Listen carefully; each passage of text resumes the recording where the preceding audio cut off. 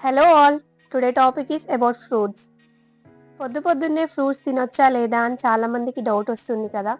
చాలామంది పొద్దున్నే ఫ్రూట్స్ తింటే గ్యాస్ట్రిక్ ఇష్యూస్ వస్తాయి, ఫ్రూట్స్ వల్ల ఇన్సులిన్ స్పైక్ అయిపోతుంది, దానివల్ల మనకి లాంగ్ టర్మ్ డయాబెటీస్ వచ్చేస్తుంది అని భయపడుతూ ఉంటారు.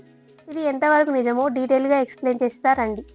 ఒకవేళ మీకు గనక గ్యాస్ట్రిక్ ఇష్యూస్ ఉన్నాయి అనుకోండి, మేబీ కొన్ని సిట్రస్ ఫ్రూట్స్ అవాయిడ్ చేయాల్సి ఉంటుంది, లేకపోతే హ్యాపీగా తినొచ్చు.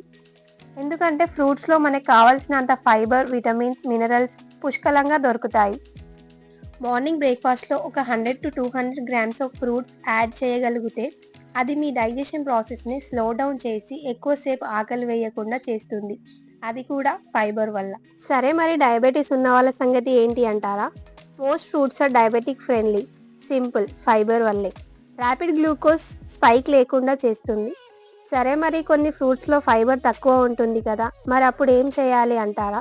ఇలా మంచి నట్స్ని, యోగర్ట్ ఆర్ కర్డ్ని కానీ యాడ్ చేసుకొని మీ క్యాలరీ ఇంటేక్లో మిక్స్డ్ మీల్గా తినండి.